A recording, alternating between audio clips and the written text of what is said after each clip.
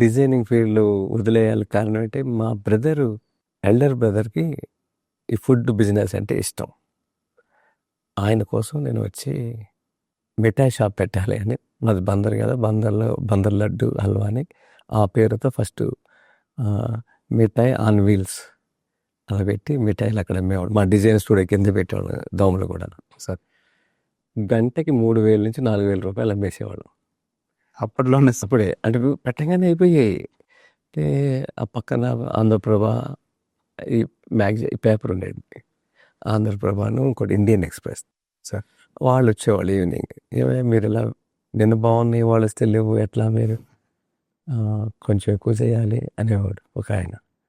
లేక షాప్ పెట్టకూడదు అన్నాడు. అప్పుడు వరకు షాప్ ఐడియా లేదు మాకు. పక్కనే ఒకటి ఉండేది మా ఓనర్ గారు, ఆయన అడిగాం ఇది ఇస్తారా అని. అది ఎంత ఉంటుందంటే 2 పాన్ డబ్బాలు అంత ఉంటుంది. దాంట్లో మిఠాయిలు పెడితే కస్టమర్ రోడ్డు మీద ఉండాలి. అలా కొన్నాళ్ళు చేశాం. చేసిన తర్వాత మా అవస్థలు చూసి ఆయన కొంచెం ప్లేస్ ఇచ్చారు. అలా 5 టైమ్స్ మా ప్లేస్ కొంచెం కొంచెం ఇచ్చి మొత్తం ఇచ్చేసాడు. ఇదంతా జరిగి 25 ఏళ్ళు అయిపోయింది. ఈ 25 ఏళ్లలో పాలేకర్ గారు పరిచయం అవటం, గడిచిన 10 ఏళ్ళకే వ్యవసాయం గురించి ఆలోచన చేయటానికి మిఠాయి షాప్ పెట్టిన 10 ఏళ్ళకి ఆయన పరిచయం అవటం. దానికి ముందు అన్నాచార్య గారు పరిచయం. అన్నాచార్య గారు నీటి మీద చాలా విషయాలు చెప్పారు. ఆయనతో నేను కలిసి పనిచేశాను. రాలేగాం సిద్ధి ఎవరు, అక్కడ చాలా విషయాలు తెలుసుకున్నాను.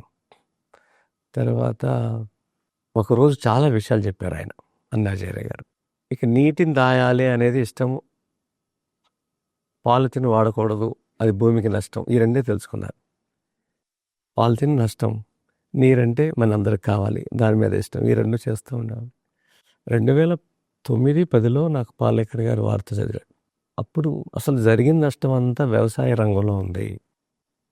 ఇంత పెద్ద భారతదేశం, ఇన్ని ఆత్మహత్యలు, ఇన్ని వలసలు పోయింది, జరిగిన నష్టం ఎక్కడని తెలుసుకుని ముందు భూమి కొని నేను చేసినాక మాట్లాడాలని ప్రయత్నం చేశాను. అలా 2010 చివరిలో భూమి కొని ఈ వ్యవసాయం మొదలుపెట్టాను. సంవత్సరంలో దిగుబడి, దాని యొక్క నాణ్యత, ఆరోగ్యం చూసిన తర్వాత నేను పాలేకర్ గారిని డేట్స్ అడిగా.